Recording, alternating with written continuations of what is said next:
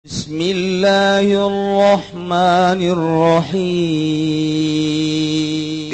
Kulantaran jadi hijab atuh supaya ulah kahijab hamba ka Gusti Allah walidza furridha shaumu syahran ala Muhammadin wa ummatihi, difardukeunlah puasa sabulan untuk Kangjeng Nabi Muhammad jeung umat Kangjeng Nabi Muhammad sallallahu alaihi wasallam. Jadi orang puasa micenan hijab supaya mantep menghadap ke Gusti Allah subhanahu wa ta'ala.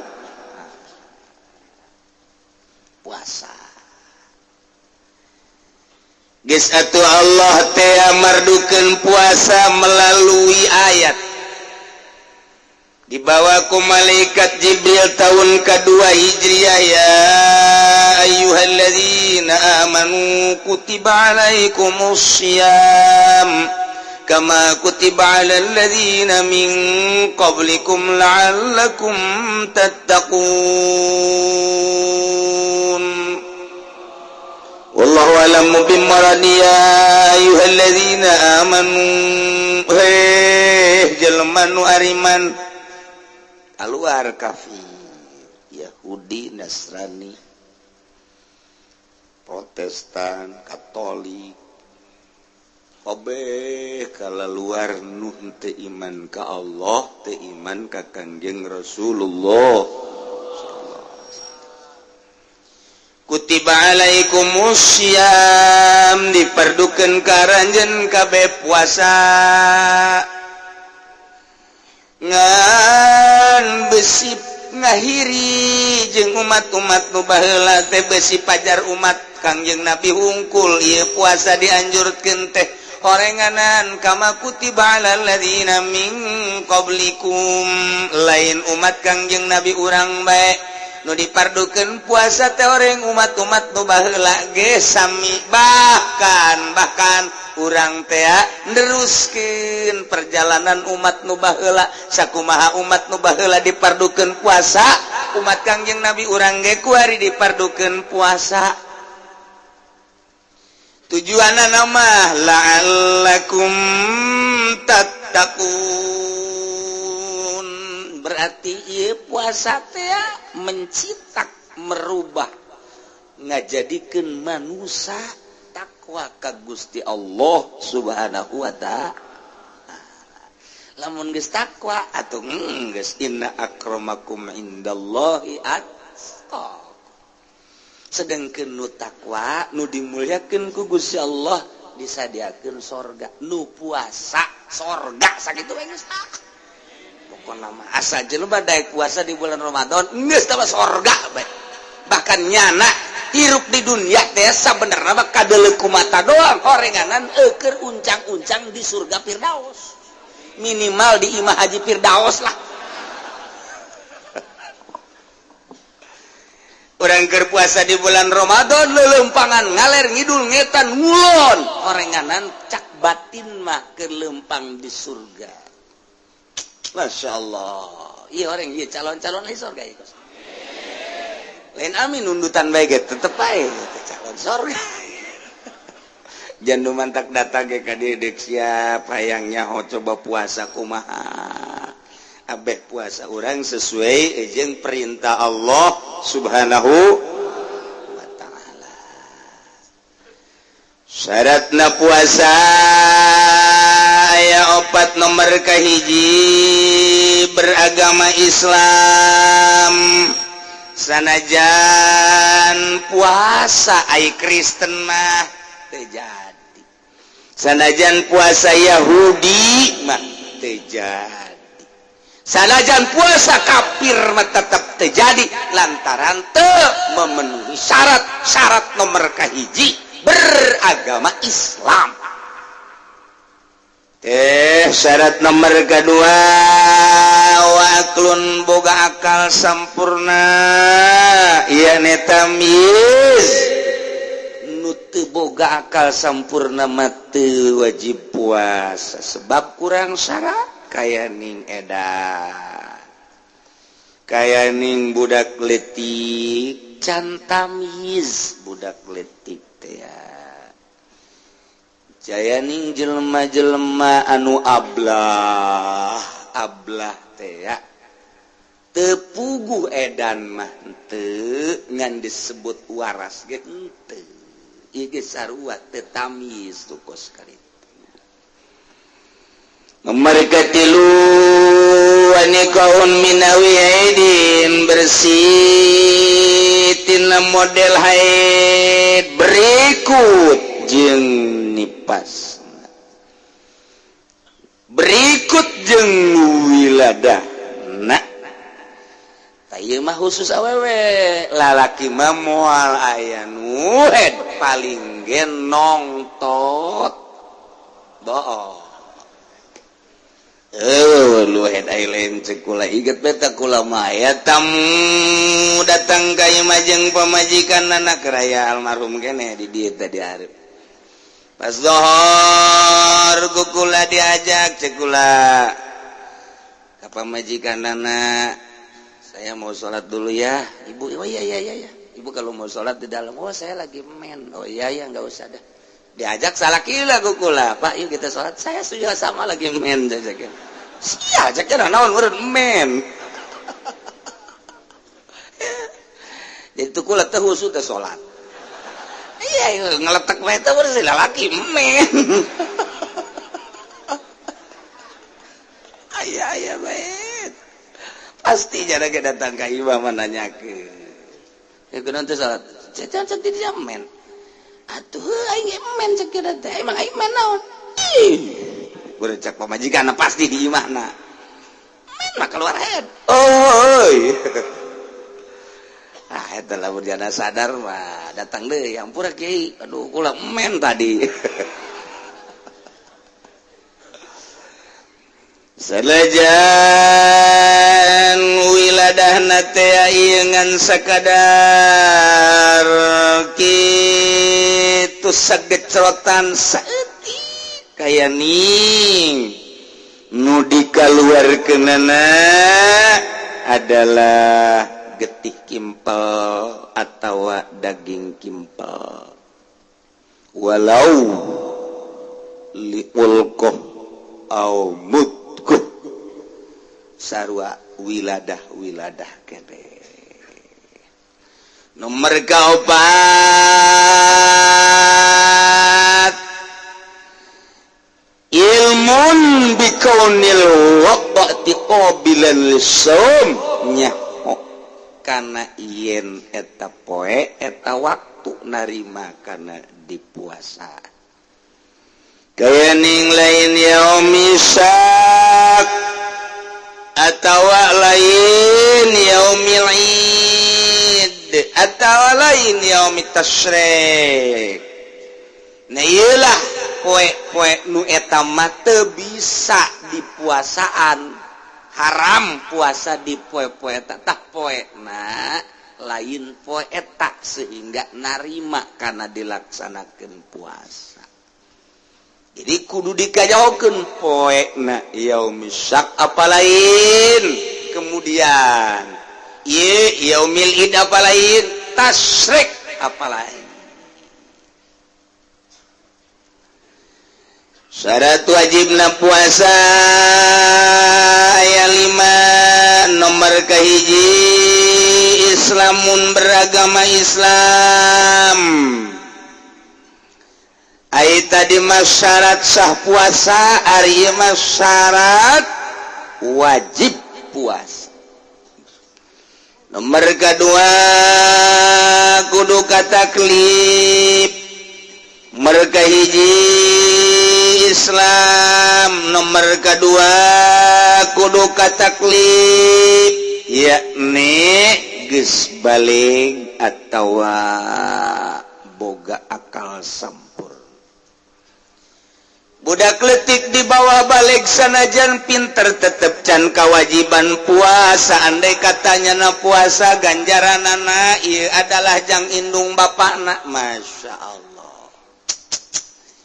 urang boga anak kakarak umur 11 tahun kakarak umur 12 tahun lalaki atawa 13 tahun pancan balik ngaranna lantaran nitih dina umurna di bawah 15 tahun ajunya nacan orang ihtilam ya ngimpi ji macan balik teteh budak tetapi geus kuat nyana ngalaksanakeun puasa di didik ku urang ditungtun ceng puasa encan kewajiban puasangan nyana puasa diganjar jang saganjaran aja can kataklip jang indung bapak masya Allah alhamdulillahirabbil disumbang urang ku anak geus budak leutik can kewajiban puasa lantaran encan tamid sanajan can taklip sanajan manehanana ieu adalah pinter itu kene jelema nu edan teu kawajiban puasa mugma aleh teu kawajiban puasa jelema weureu teu kawajiban puasa lantaran teu kataklip weureu teh mabok nomor katilu wa itaqatun jeung kudu kuat jelema nu teu kuat ngalaksanakeun puasa mah teu wajib puasa lantaran Allah nurunkeun Kangjeng Nabi urang teh lain sambarangan di ditu nage rahmatan lil deudeuh jeung nyaah ka umatna sehingga ya umatna nun teu kuat bae teu kudu puasa kunaon memang nu mantak teu kuat teh lantaran likibarin kolot umurna 90 tahun umurna geus 100 tahun nya nama teu kuat asal jam 10 bae nya nama kudu daharna 2 boboko wara tah aki-aki teh mah tah teu kuateun puasa daharna pohara tah mah ya Allah leuwih ti si buta da emang bener ieu mah geus teu kuat puasa lantaran kolot teuing. Kangjeng Nabi diutus rahmatan lil teu kudu puasa. Pidyah kali geng. Masyaallah. Amaradin yubihu tayammum atawa gering anu parah ukuranana anu geus meunang tayamum. Gering dipaksakeun ge tita puasa atuh boro-boro tita puasa nahanan panyakit ge nyana teh geus teu kuat Kangjeng Nabi diutus ka alam dunya teh lain titah nganyeri lain titah ngabahayakeun justru rahmatan lil alamin lu gering teu kudu puasa lantaran teu kuat dipaksakeun isdet ujianna ulah puasa mantak besi di lembur urang aya jelema lempangan tapi teu puasa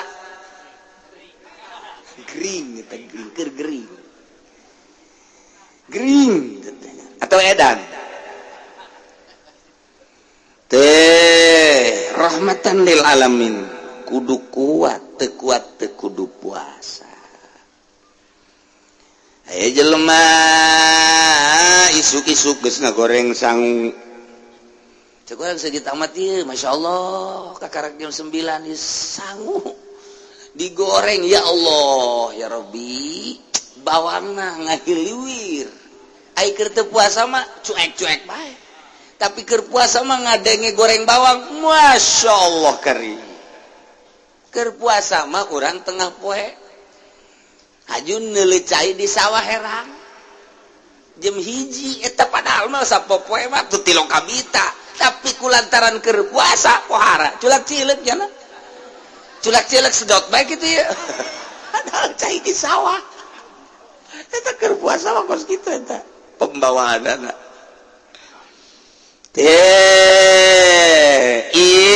kudu tokoh kuat teu kudu puasa lantaran Kangjeng Nabi marahmatan lil teu kudu SS aja nu ngabahayakeun kalau teuing teu kuat teu kudu puasa gering teu kudu puasa naon berat mah jan teu berat engit teu moal puasa kurang gering atuh sabodo sia maka rasana awak sia ku sia tah barang di deuleu nu ngagoreng sangu teh ngagoreng sorangan di dahar kunya didatangan mang kita terang garang sangu urang teu kuat jasa cenah ieu kula mah cenah puasa teu kuat jasa teu kuat Masya Allah barang di dulu kurang kumis lagi sebuah kita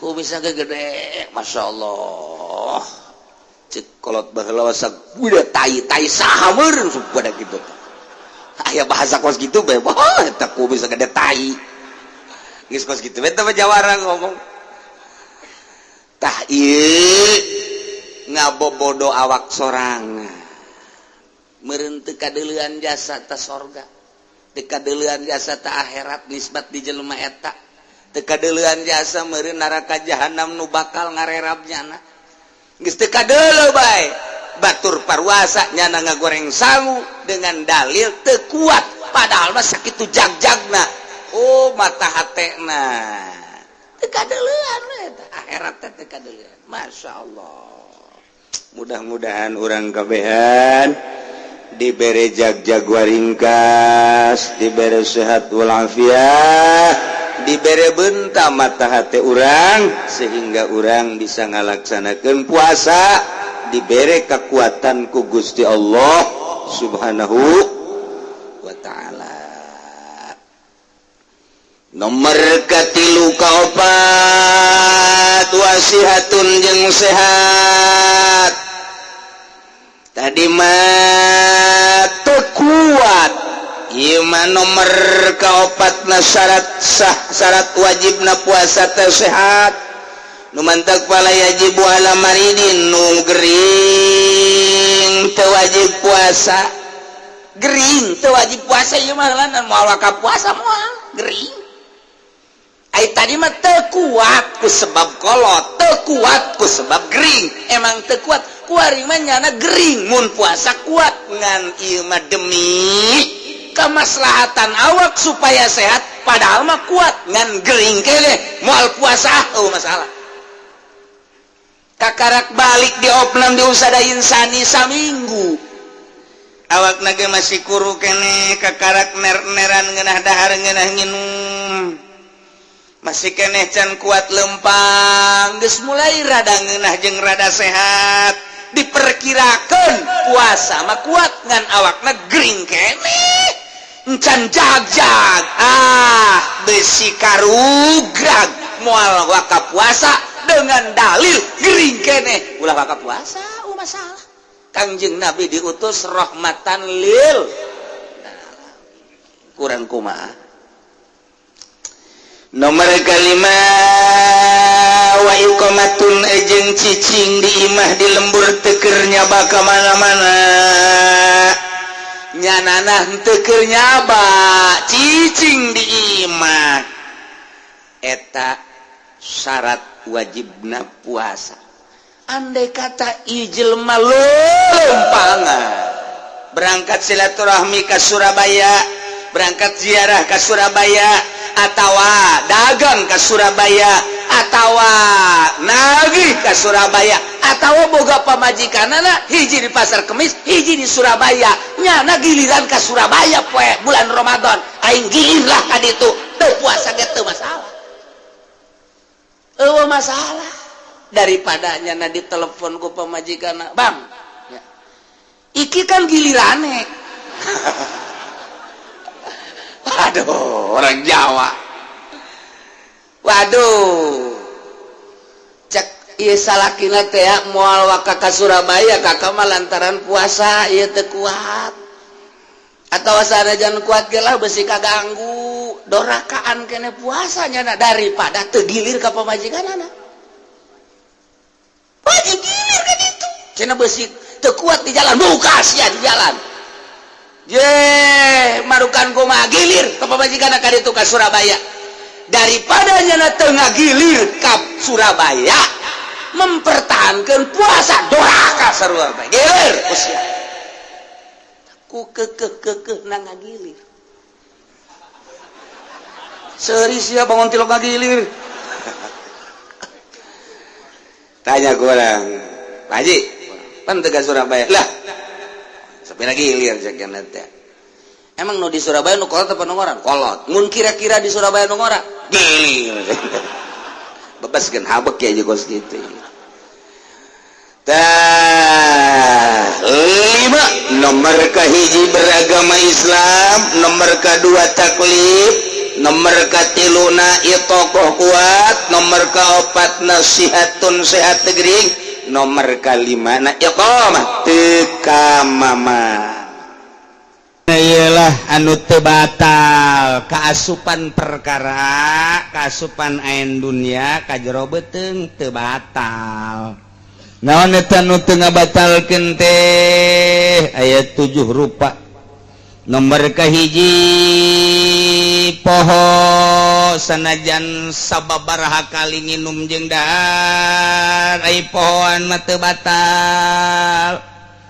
Nomor kedua bodoh ta eta sanajan sababaraha kali daharna jeung nginumna lantaran bodoh makdur teu batal. Nomor katilu dipaksa titah dahar titah nginum direjeng urang teh diasupan sangu diasupan roti cai kopi jeung sajabana teu batal. Nomor keopatna jiryani rekin bima baina asnanihi wa qad ajazaan majhili uzrihi nerei cidu anu selalu ngalir di sungut urang teu batal. Sing hade ieu loba jasa ieu masalah ieu ciduh keur puasa teh keur puasa ta ciduh teh diteureuy sing hade aing ngaji bae mantak urang ngaji bae nyaho ulah ieu mah ka masjid bawa tampolong ka masjid bawa tampolong tenden di dieu bismillahirrahmanirrahim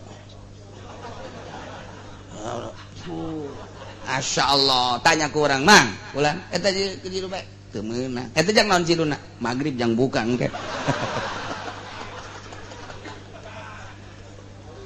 sing ada tak biasa bae kos urang teu puasa imah anu puasa kieu bae di bale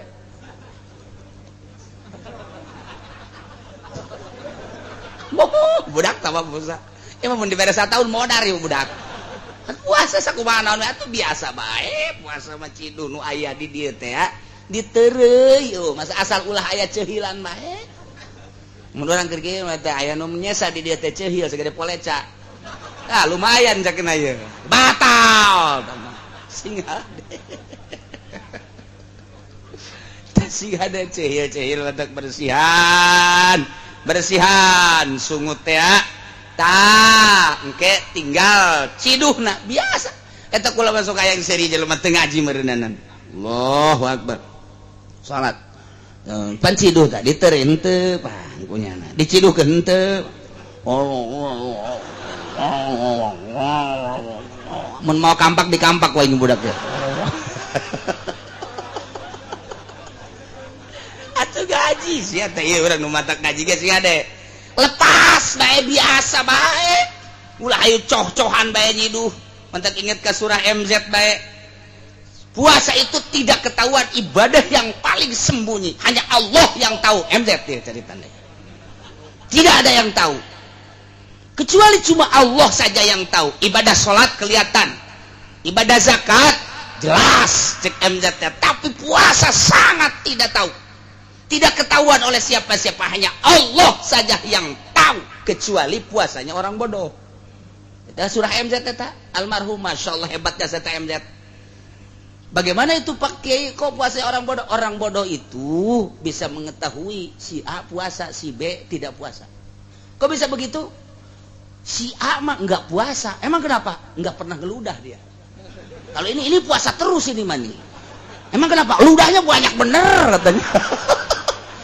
Cek MJT coba horenganan keur mual. Lain keur puasa horenganan keur henek. Pan ketelanjuran eta ngomong. Eta cek MJ tidak karena dia meludah berarti dia istimewa puasanya. Tidak, bohong itu. Setelah dicek ternyata tidak puasa dia, lagi sakit perut. Eta MZ hebatnya saya tak, masya Allah. Mun bisa dihudangkeun dia tulang MZ eta. Kita ceramah, tah eta aja salat ketahuan, zakat ketahuan cek MZ. Tapi satu-satunya puasa yang tidak diketahui oleh manusia hanya Allah yang satu adalah puasa.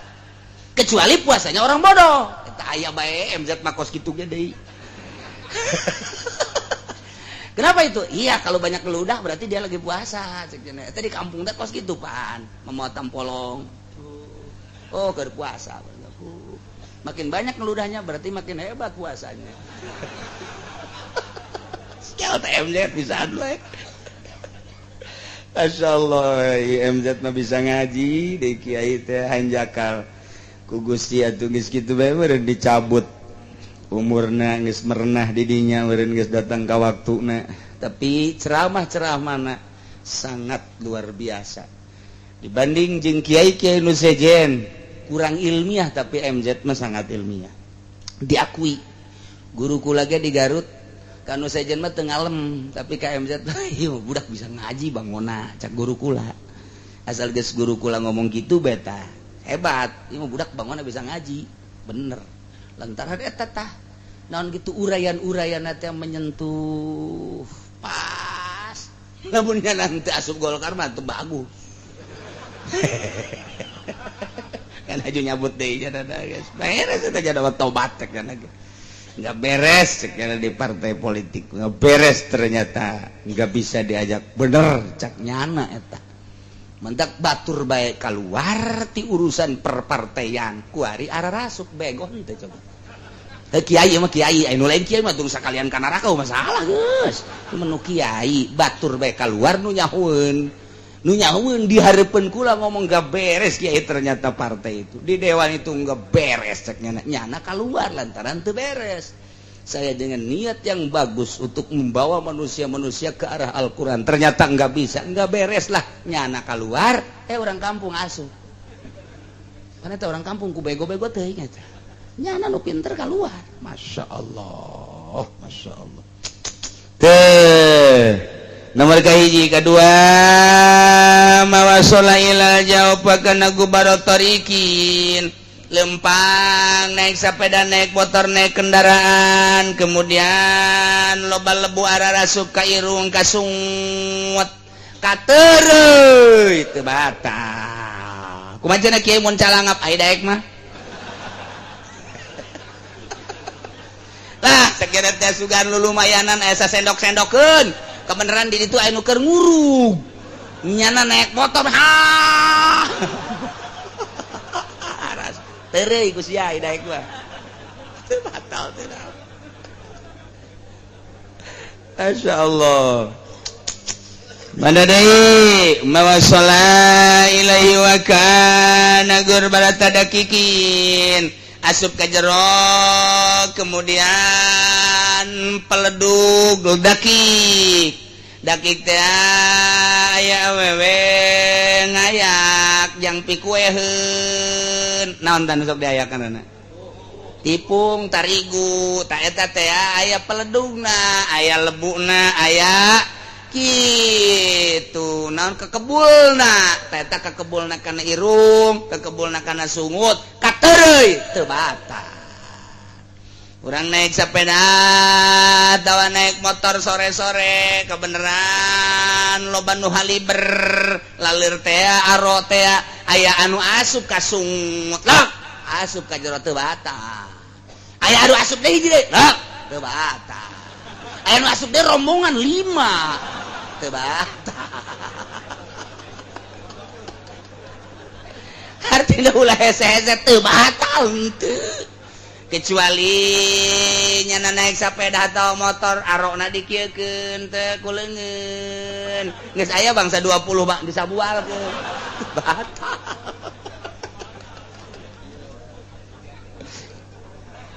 Masya Allah tuh gitulah geus jelas jasa ieu soal puasa lamun urang make hukum Allah takwa ka Gusti sieun ka Allah lantaran bakal berkelanjutan hirup teh di akhirat nu di dunia can selesai diselesaikeun dihisab jadi orang sieun jelema naik motor kemudian layap lampu merah culak cilek polisi jeung nyana ngarasa aman lantaran belah ditueuh mobil lah polisi ieu nyolocos bae sebab nu dideuleuh hukum negara dihareup polisi tangkap trik.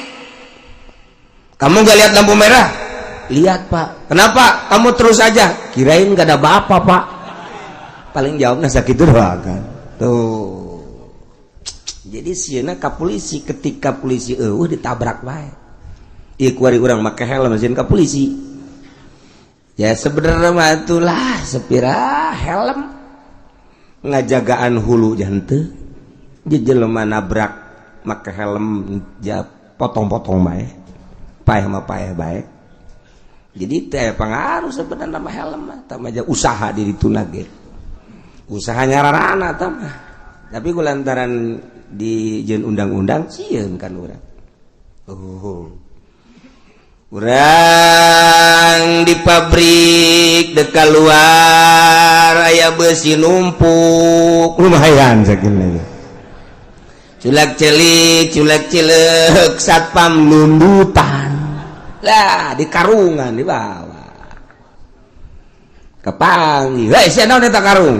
Loba omong, lain loba omong naon eta? Pepuntungan besi sia. Sia, awas ya mun kanyawan ku satpam. Satpam nage aman. Ai geus dipangmaokeun atuh ku aing ngaduaan nya ke. Tolol kos du enduk ngaberesan orang babarengan. Atuh cenah ade nage sia tuh tung nama bareng naik motor kenceng ke naik motor dah kenceng lewat ke sektor kenceng sia polisi aman datang ka ieu mah lamun sieuna ngan ka satpam jeung ka polisi diintip ku nyana tapi lamun sieun ka Allah deuk keluar aya besi numpuk cak nafsu cokot lumayan sia timbang bawa ka Madura mantap sia ge. Nah, tapi kan cak iman haram sieun ka Allah. Loh, Allah nage di mana? Neuleukeun bae Allah mah terus-terusan. Emang Allah pernah neuleuh henteu? Allah mah neuleuh terus. Sebab Allah mah teu pernah nundutan aja. Allah malah sinatu wala naum henteu pernah nundutan komo sare. Tuh. Jadi lamun sieuna ka Allah aman. Cek babaturan cokota satpam nundutan. Satpam dipake kasieun. Allah bu ngegeter ka jero hate. Sia irahata sahupna. Tuh kan mantep lamun sieun ka Allah kos kitu bae. Lamun urangan sieun ka jelema doang manggi awewe geulis, "Woi, anak saya tak? Anak Ki Junaid." Kuaing ditanya, "Sia, bapana tuh?" "Iya, heueuh nya." Teu jadi aya ke bapana sieun ka bapana. Tapi satu ketika eta bapana teu leuleukeun digoda. Tapi lamun urang sieun ka Allah, aya awewe tanya sia nanya itu nyatanya emang lain mahram haram sia kan sia sok kaji mingguan maknya sia kudu dulang deuleu keneh bae ulah saharam teh kos kitu mah kecuali ku sia dikawin mah langsung ka bapana ulah sok ditu nyatanya kitu ya nomor HP-na bas tadi curi teh kos kitu ulah nah, lawan sieun ka Allah mah nya izin sieun salamet aman. Numantak lamun jelema tararakwa kabeh sa Indonesia atuh polisi teh gawe numantak diayakeun polisi teh eta teh jangamankeun jelema-jelema nu nyieun kericuhan nyieun onar nyieun kejahatan. Nah iyalah tugasna polisi. Numantak cak polisi teh kiai sebetulnya ini kekurangan polisi personilnya sebab satu kecamatan cuman ada berapa polisi sementara kejahatan banyak. Jadi nyeleup kejahatan leuleup jelema loba polisina saeutik. Jadi kekurangan polisi. Ieu teh lantaran jelema jararahat. Sebab kadeuleu ku ari teh kadenge ku urang ku ari perzinahan, pemabokan, pemalingan. Wah, mantap ayalah polisi jangamankeun. Kebenaran polisi nage ya mau terus kan lah kos gitu. Tuh. Tapi lamun haju ngararaji jelema tararakwa kabeh. Dek maling tejadisieun ka Allah, dek mabok tejadisieun ka Allah, dek zina tejadisieun ka Allah, dek korupsi tejadisieun ka Allah. Ulah sa Indonesia sakabupaten Tangerang bae heula tararakwa kabehan polisi ngan HS doang gawena. Di sektor polisi nundutan, di pasar nundutan, di pengkolan nundutan. Tanya, Pak, kenapa nundutan aja? Kagak ada kerjaan, cong. Emangnya? Ya orang pada takwa semua, tinggal gua doang yang belum takwa. Polisi brengsek dah polisi. Nya numantak polisi ge jangan amankeun dalam negeri urusan kriminal dan lain sebagainya. Nah, kuari polisi kualahan sebab naon? Jelema teu tarakwa. Namun jelema tarakwa moal kawalahan kuari. Kawalahan kuari polisi teh lain lalagan. Masya Allah. Tinggal orang bina mental. Bina mental bangsa Indonesia. Coba kumaha carana supaya nyana sieun ka Allah Subhanahu wa ta'ala. Dimimitian ku pejabat sieun ka Allah, ke rakyat ge nuturkeun. Dimimitian ku kiai sieun ka Allah, ke masyarakat ge nuturkeun. Lamun pejabat jeung kiaina sieun ka Allah, rakyat mah nuturkeun kajen ku kumaha. Tuh. Iyalah kuari gara-gara pemerintah pejabatna jeung kiaina kurang zieun ka Allah, masyarakatna beuki ancul-anculan. Nah ieu mah urang mah nyaritakeun hukum Allah nu geus diterjemahkeun ku para ulama disebutna ijma' ulama. Maca kitab ieu ngadengekeun kitab ieu sarua jeung urang nguraykeun ucapan Kangjeng Nabi. Jaritakeun ucapan Kangjeng Nabi sarua jeung urang nguraykeun wahyu Allah Al-Qur'anul Karim. Jaritakeun Al-Qur'anul Karim berarti urang teh keur meujeunna jeung Allah ngobrol. Jadi ieu urang ieu kuari okosna mah kos kitab biasa horeng keur ngobrol jeung Allah. Ieu teh keur ngobrol jeung Allah sebab nu boga ieu hukum Allah. Ulah dianggap lalawara ieu urang hayang mun hayang nyaho ngobrol jeung Allah ieu. Ulah haju bari ngarokok ngobrol jeung Allah. Teu kira-kira. Masyaallah cak nu dijerai ngan teu ada ge ngarokok mah nundutan eta deui. Beuki parah cak Allah bos ya ngobrol jeung aing nu bogana kuat nundutan gitu. Cak nu saurang hadena aing mah teu nundutan ngan aing mah KS beneran. Teu parah tau. Nah, urang lamun ieu kadinya moal daek nundutan. Isin ka Allah. Berarti lamun jelema keur ngaji nundutan teu boga adab.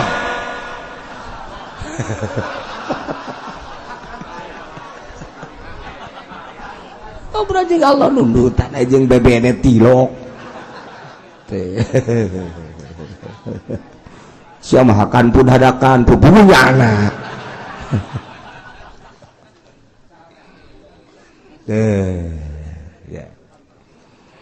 Walau akhrajal yusoban min hirzin Zaid nyokot barang diimaki Umar dicokot kunyana nyokot baju barang dibawa ka imah dijembreng-jembreng kunyan. Hargana eta mangan ge 250.000. 250.000 mah teu niso. Berarti kan encan kena sanksi. Adili mah adili ngan teu kudu dipotong. Menang 2 poe nyana tengah-tengah deui kadinya dibukakeun deui lawang eueus sasa langsung asup ka jero cokot deui di jero lamari dikunci lamarina didongkel ku nyana dibawa deui ka imah dicokot deui baju seharga 250.000 deui bae. Jadi berarti nu tadi 250.000, nu ieu 250.000, jumlah 500.000, ai 500.000 makan geus nisab. Nu jadi masalah kumaha lamun Ki Zaid maling hiji barang nu sajen di tempatna pihirzi misli, kemudian malingna 2 kali mun dihijikeun jadi sanisab, nah ieu wajib kena sanksi potong atau henteu. Eta keur carita baju, keur carita emas. Zaid asup ka Imam Ki Umar tengah-tengah we sasaha dilaci di deulean aya emas dibawa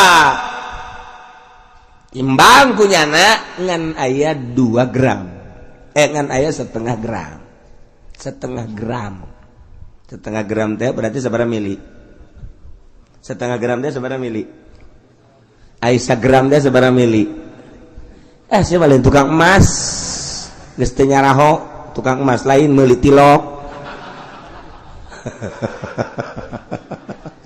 Oh kanyaho atuh. Emang aing mah meureun ku kumpulan kudu jeung nu bodoh bae. Senang azan jeung nu bodoh ge mah. Aing salah ge teu nyahoun nya na. Tah urang ngeunahna ngaji jeung nu bodoh teh kieu. Mentak aing mah embung diondang ka Jakarta palinter. Pinter ngomong. Tah iya. Cokot ku jana setengah gram encan kena sanksi menang 2 atau 5 poe diintip deui Maki Umar eueuh sasaha sup ka jero kon cilacina dongkel aya deui emas begitu aya deui dicokot timbang aya setengah gram deui. Jadi nu tadi setengah gram, nu ieu setengah gram, mun dihijikeun 1 gram nisab. Ieu kumaha ieu hukum nagara nu diterapkeun make aturan Islam. Ieu hukum nagara apa nih? Ini urang keur ngaji hukum negara. Sebab anu ngalaksanakeun sanksi negara. Teu meunang urang teu boga kakawasaan ku ari ngahukuman. Zaid maling, wah 1 jutaan, ayo ka sia potong jeger bae ku urang. Atuh teu meunang. Sanajan eta wajib dipotong nu kudu motongna saha? Main potong-potong bae. Atuh teh menghukumi sendiri mah atuh mal beres hukum teh kudu aya anu ngahukuman nu boga kekuasaan. Mantak nu boga kekuasaan teh pemerintah. Geus pemerintah teh ngalaksanakeun undang-undang negarana anu geus hasil digodogan DPR meunang ti Al-Qur'anul Karim karak mantep. Tuh, jadi urang sanajan ku ari aya nu maling beunang ku urang hajuk urang dipotong leungeun salah. Atawa jelema anu zina kanyahoan ku urang, kemudian negara henteu ngalaksanakeun undang-undang Al-Qur'anul Karim. Urang ku ari mah dijilid bae teu meunang. Teu bisa tetep bae negara. Kemudian cara negara teu ngalaksanakeun atuh teh urusannya na jeung Allah engke. Tinggal tungguan bae engke malalodarna. Asa-asa amat. Durang masa bira rakyat. Geus, rakyat mah babari. Pilkada bere duit colok beres. Pilgub bere duit colok beres. Tadi bere duit tak Emang rakyat belon bagus gitu. Ieu mangsa nu kieu berlon kabeh eta. Jadi bere duit daek tadi bere duit henteu kumaha majuna negara. Jak kiai na ge aya kuari kiai na kitu. Iya. Zaid maling barang Ki Umar 2 kali, kemudian mun dihijikeun tina 2 kali teh nisab. Ta eta teh kena sanksi apa henteu? Walau akhraja. Lamun Ki Zaid ngaluarkeun barang Ki Umar maling berarti nisoban sanisab malingna min hirzin tina tempat jajagaan tempat raraksaanana mun emas dilaci mun baju di lamari sendal di tempatna sapatu tempatnya tapi hirzin ngaranna malingna marrataini 2 kali keur maling pertama encan sanisop, maling kadua nu kadua kali teh henteu sanisop ngan mun dihijikeun jadi sanisop. Na eta teh tafsil fa in takhallala ilmul malik, mun kaselang heula nyahona Ki Umar sebagai pemilik, wa i'adatul hirzi jeung dibalikan deui raraksaanana dirapihan, fal ikhrajus tsani sariqatun ukhra, maka maling nu kadua adalah dianggap maling nu sajen teu bisa dihijikeun. Tuh lamun memang terketahui Zaid maling emas di Ki Umar, begitu maling dibawa ku Ki Zaid ka imahna Ki Zaid, Ki Umar langsung balik gawe atau balik di pasar, balik di mana deuleu ka laci, ternyata laci terbuka, barang di deuleu emas 1/2 gram. Uduh, cek Ki Zaid cek Ki Umar teh pamalingan berarti asup ka dieu. Kunci deui dirapihan beres, isuk gawe deui, isukna gawe deui nang 5 poe di deuleu deui muka deui eueuh deui berarti 1/2 gram. Eta kaselang heula, kaselang antara maling nu pertama jeung nu kadua. Kaselang teh kaselang nyahona, kaselang di rumatna dirarapih deui. Eta maling nu kadua teu bisa dihijikeun nu jeung nu pertama, berarti nu pertama nu kadua geus nu pertama 1/2 gram teu kena sanksi, anu kadua ge dianggap maling ngamimitian deui atuh berarti teu kena sanksi, teu bisa dihijikeun. Adili mah adili kenakeun ke sanksi ngan teu kudu dipotong. Wa illa kumaha lamun manehanna teu kaselang nyahona teu kaselang ge, sehingga teu aya pangrumatan, teu aya penjagaan. Ki Zaid maling barang di Ki Umar pertama 1/2 gram, poe kadua Umar teu neuleuh, poe katilu Umar teu nyaho, poe kaopat Umar ge eueuh mireung, sehingga kusabab teu mireung teu nyahoeun barangna dipaling. Kalima poe dipaling deui ku Ki Zaid. Nah, ieu kan teu nyahoeun Ki Umarna, sehingga maling nu kadua 1/2 gram mun dihijikeun jadi 1 gram. Poean katujuh kakarak Ki Umar neuleuh, masyaallah. Ieu horengan laci muka ieu. Barang diteliti ternyata 1 gram, padahal 2 kali maling. Ki Umar mah kan teu nyahoeun, dianggap sakali bae. Laporkan selidik punya selidik intel turun. Nah benang Ki Zaid, teta Ki Zaid barang diinterogasi ternyata malingna bener 2 kali, pertama 1/2, kedua 1/2, ngan Ki Umar teu nyahoeun, dianggap sakali bae kena sanksi. Ieu mah keur carita hukum Pak beulit elos. Menghukum kos itu betul. Tuh kan beda malingna di dinya kene ngan nu pertama mah terketahui aju dijaga kunci lawang dikunci deui tapi dipaling deui, beda hukum. Nu pertama nu kadua tapi lamun Ki Umar aju teu nyahoeun, sehingga ku sebab teu nyahoeun dikunci henteu diberesan henteu jatuh nyaho ieu nyahona Ki Umar mah bahwa leungit teh 1 gram bae adili kena sanksi.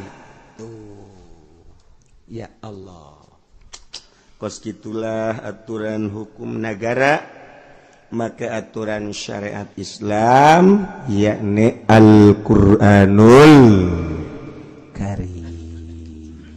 Urang kajen teuing menyahonya hukumna atuh. Masalah. Urang keur ngobrol jeung Allah. Tah, sakallah kos kitu tah, kadaya ku sia. Tah, mun tak urang nudutan sia tah. Aing keur ngomong tah. Tuh, hatak utusan-utusan Allah. Utusan Allah teh nabi, rasul, utusan Allah teh wali, utusan Allah teh ulama. Entak ulama teh keur ngajelaskeun hukum-hukum Allah, eta teh utusan Allah disebutna. Kiai mana bae keur nyaritakeun hukum Allah eta utusan Allah. Cak kiai teh sia awas tah, maling teh kos kitu. Prak kiai na maling. Ieu utusan bloon ieu utusan ieu. Ieu kudu dirantek utusan. Atak deagan utusan anak anu bener-bener sesuai jeung aturan utusan hese ya kuan. Urang teu nganggap utusan pantungtung nama. Weh, kiai itu di ditu ngaji sia. Di mana? Di anu. Utusan Allah eta. Utusan teh podol sero. Tungtung nama kitu bae pantun. Sebab naon? Sebab nyanana teu sesuai jeung utusan Allah. Berarti ngan disungut doang teu di hate. Nah. Walau laqabawi ahim tatin wa nawiya fansoban yusobun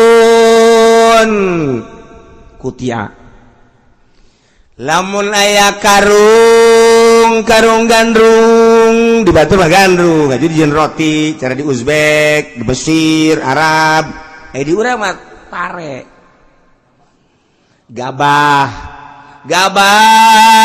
di karungan tenden di leuit nu nyoka leuit budak kuari mah eueuh nu nyoka leuit gudang kuari mah mun nyaritakeun gudang teh gudang limbah baheula mah gudang pare leuit gudang antak cekolot baheula mah sia nyandung lamun sia hayang nyandung coba ge sia diuk di kolong leuit lamun eungap ulah nyandung terus gitu sia lamun teu eungap tah geus nyandung sia saha nu teu eungap atuh kolong lit mah beda jeung kolong gudang handap cenah mah kolot baheula eta teh kinayah ulah nyandung sia eungap keneh mah kecuali sia gagah siana usahana maju siana naon hayang berarti kan gagah tah mah teu eungap cicing dihanapeun leuit ge terus nyandung ulah kieu coba aing asup ka jero leuit jatuh eungap nyandung padahal mah gawe henteu dagang henteu blon lain kudu haju asup ka leuit lain dasarna bodoh hese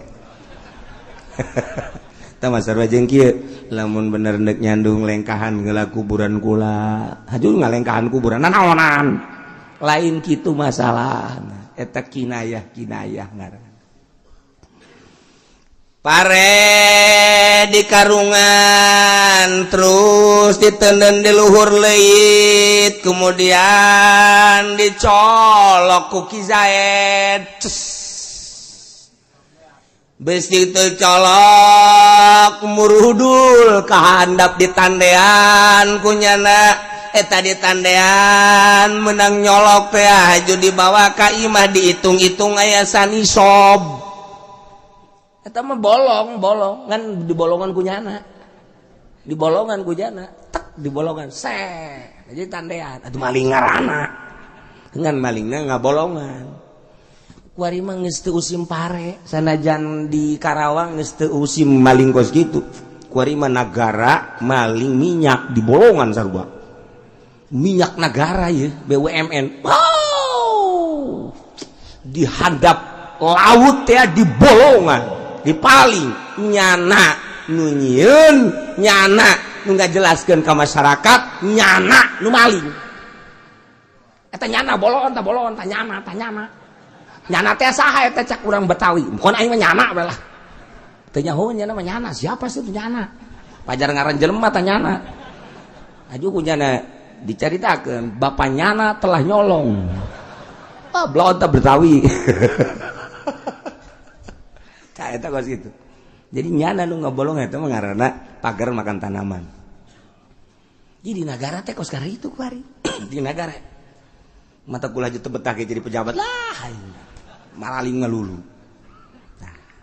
Ieu mah caritana maling pare di bolongan, tandean, aya sanisom. Kumaha? Atawa ieu lalakon teh ti Karawang pare dipuateun ka Toronton dek dibawa ka Jakarta kemudian ditimbang sanggeus ditimbang eta pinuh teuing ku polisi tita turunkeun cek cenah teh ayo sampai ka timbangan pas ternyata diturunkeunana sampaikeun ka aya 3 kintal turun lantaran muatna sabaraton kudu diturunkeun 3 kintal. Turunkan. Maju. Tetekan pare teh dipaling di jalan. Polisi teh tak aya timbangan, masuk timbangan. Timbangan mah timbangan bae lamun make ieu lulus. ongko ditimbang ongko make ieu ongko lulus naon artina tapi lamun teu make ieu turunkeun paling kunya teu bisa dicokot deui eta lalakon kos kararitu tah lalakon timbang eta mah ongkos mobil nu teu asup truk teh naon ngaranna tuh sia nyaho portal portal teh teu meunang truk asup tapi cak masyarakat kok truk asup bae sih di portal ongko tapi truk asup bae orangana anu nungguan asal truk mayar angkat engke dikadiekeun deui aya truk deui tidak boleh Pak ini truk mah ke sini mah masyarakat enggak boleh iya ini mah jalan masyarakat Pak enggak boleh ke sini mah bere kadinya angkat maju cak masyarakat paling portal kiamat portal ieu truk masuk bae truk asup bae heran tanyakeun ka ieu sanu nungguan aing pesir pulang naon sih bagi bae emang osok aya na mere aya sabaran ayo geus enggak sekali itu beres maju atuh naon artina ta portal na usaha maksudnya di portal teh jalan tidak seimbang bobot kendaraan teu seimbang jeung kaayaan jalan maka make portal mobil besar truk misalnya apalagi tronton tidak boleh lewat untuk menjaga kestabilan jalan tapi yang maka di itu bae terus bae heran ta portal naon sudah mayar nah geng datang kadinya sok babagi geng nu itu deh babagi bagi 5 siapa sok menang sabar duit geus atur bae ku sia geus lah pokona geus eta cenah ke masyarakat geus tanggung jawab aing geus masyarakat ieu lah pokona mah tuh eta geng tak kos kitu maling eta maling portal tadi Indonesia mah kos gitu ti dieu urang ka Cikupa tah aya portal hirup di mana eta nah di portal hirup tah ti dieu ka Cikupa teh aya belah ditu sok make baju hideung eta duitna ka mana sih nu sabaraha duitna ka mana eta duitna tah eta sia engke di akhirat bakalna digodog sia tah dikulub Masya Allah teh teu puguh teu karu jang jalan lain eta duitna jang pembangunan lain jang naon eta duit kos kara itu hayu sia haram sia kos ya Allah eta maling kos kitu puyeng cak nyesek cupil nu mawa barang teh puyeng anu cenah asa liwat ka dieu puyeng ieu sih ieu cenah caknya da pan deugeut ka Cilongok pan anu kos kieu cenah aing bae pan nu ka babawana mah aing dibere henteu pan kecuali nyana lapor ka aing dibere aman geus wah cenah oh cek kepalan ditu geus isu mah urang datang ka ditu ka Ki Uci cenah pencit bisa sak ku aing